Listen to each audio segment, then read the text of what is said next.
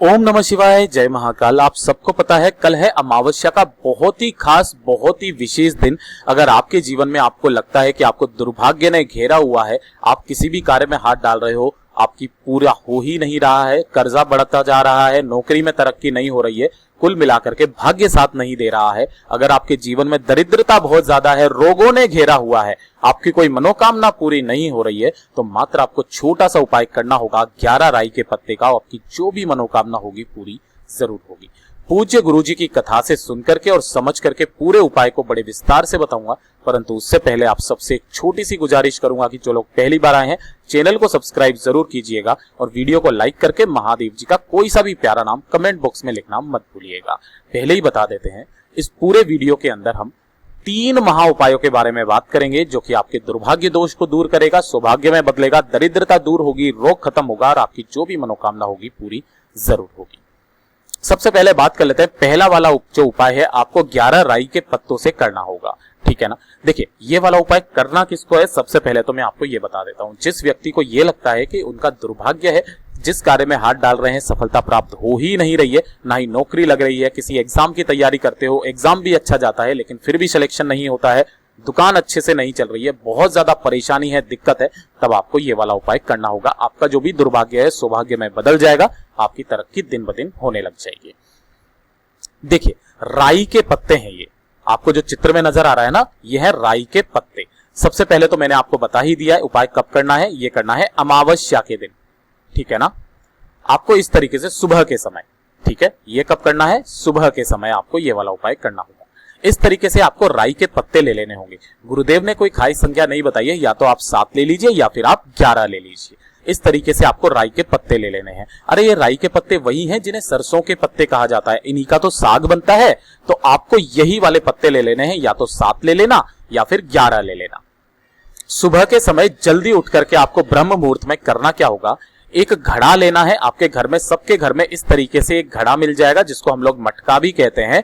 इस मटके को पूरा पानी से भरना और इसी के अंदर वो जो 7 या फिर आपने 11 जो राई के पत्ते लिए हैं उनको भी इसी के अंदर डाल देना, ठीक है। इसी के अंदर डाल देने के बाद में आपको यहीं पर ओम नमः शिवाय, श्री शिवाय नमस्तुभ्यम का कम से कम 108 बार मंत्र का जाप करना होगा। ओम नमः शिवाय या श्री शिवाय नमस्तुभ्यम, ठीक है। ऐसा करने के बाद में ये जल जो है वो अभिमंत्रित हो जाएगा और उसके बाद में जब आप नहाने के लिए जाएं तो आपको उस दिन अमावस्या के दिन सुबह के समय आपको इसी वाले जल से क्या करना होगा, स्नान करना होगा।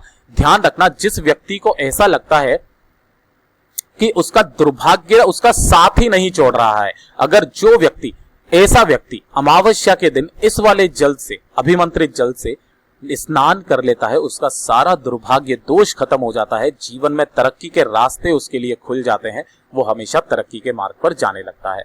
पूज्य गुरु जी का ये वाला उपाय बहुत ही अचूक और खास है, अजीब जरूर है लेकिन खास बहुत है, जरूर कीजिएगा। साथ ही साथ अब बात करते हैं दूसरे उपाय की तरफ कि अगर आपका कोई व्यापार अच्छे से चल ही नहीं रहा है, दुकान ठप हो गई, ग्राहक आते ही नहीं है, गिने चुने ग्राहक आते हैं जिससे केवल उतना खर्चा निकलता है कि आप ना तो माइनस में जाते हो ना ही प्लस में जाते हो, ठीक है। या फिर आपका कोई ऑफिस है, ऑफिस अच्छे से चल नहीं रहा है ना, कर्जा लेकर के आपने ऑफिस बनवाया लेकिन फिर भी वो अच्छे से नहीं चल रहा है, काफी ज्यादा दिक्कत है, कष्ट है, परेशानी है जीवन में। गुरुदेव के शब्द बोल रहा हूं जैसा गुरुदेव ने बताया था, ध्यान से सुनना। आपको ये वाला उपाय करना होगा, कब करना है, अमावस्या के दिन, है ना। ये भी अमावस्या के दिन ही आपको उपाय करना होगा। सुबह के समय जब आप दुकान खोलो और दुकान खोलने के बाद में या ऑफिस खोलने के बाद में या फिर जो भी आपका फैक्ट्री वगैरह है उसको खोलने के बाद में जब आप वहां पर जाएं तो सबसे पहले आप पूजा पत्री जो करनी है वो कर लेना। उसके बाद में ध्यान रखना, आपको इस तरीके से 3 कटोरियां पहले से ही तैयार कर लेनी होगी।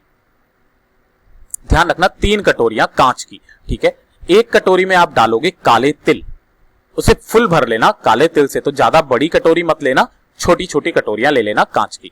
एक में भर दो ना काले तिल, दूसरे में भरने होंगे आपको साबुत जो धनिया होता है ना, ये साबुत धनिया है ना, ये साबुत धनिया दूसरी कटोरी में दूसरे नंबर पर, और तीसरे नंबर पर आपको जो कांच की कटोरी में भरना होगा, ये फिटकरी नहीं है, यह है नमक। कौन सा नमक है ये है खड़ा नमक, ठीक है ना।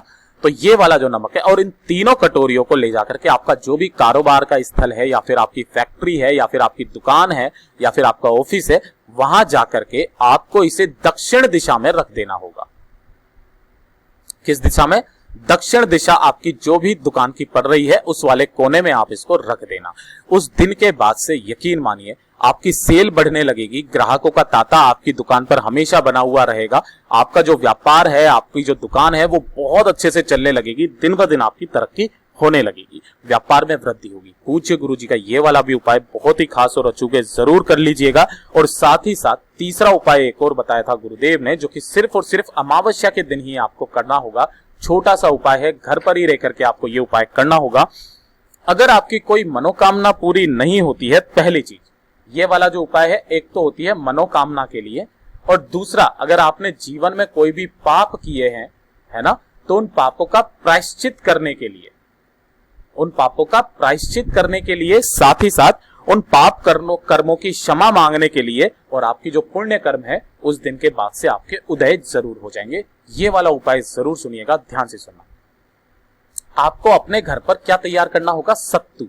अब भैया ये सत्तू कैसे तैयार करें? तो सत्तू तैयार करने की बहुत सारी विधियां आपको YouTube पर मिल जाएगी, आप देख लेना। जो आटा होता है ना, उस आटे को थोड़ा सा सेकना होता है ना, उसके अंदर थोड़ा सा घी डालकर उसको सेक लेना, और उसके अंदर थोड़ी सी मिला लेना चीनी, ठीक है ना, उसको उतार के ठंडा करके उसके अंदर मिला लेना थोड़ी सी चीनी। तो ये नॉर्मल आपका सत्तू तैयार हो जाता है। और अमावस्या के दिन जो व्यक्ति, जो परिवार का सदस्य, ठीक है ना, अपनी कामना कहते हुए इस सत्तू को काली चींटियों को या लाल चींटियों को, जो भी आपको चींटियां मिले, उन चींटियों को खिला देता है, उसकी मनोकामना 1 से 2 अमावस्या आप कर लो, जो भी मनोकामना होगी पूरी जरूर होगी। अगर आपके जीवन में अनजाने से आपसे कोई पाप हो गए होंगे तो उन पाप कर्मों की आपकी जो सजा होगी वो भी खत्म हो जाएगी, उसकी भी क्षमा आपको मिलेगी, और पुण्य कर्मों का आपका उदय जरूर होगा। पूज्य गुरु जी ने जैसा अपनी कथाओं में बताया वैसा आसान भाषा में आपको बताने का पूरा प्रयास किया है। सबसे पहले वीडियो पसंद आई हो तो लाइक जरूर करना, चैनल को सब्सक्राइब जरूर कीजिएगा।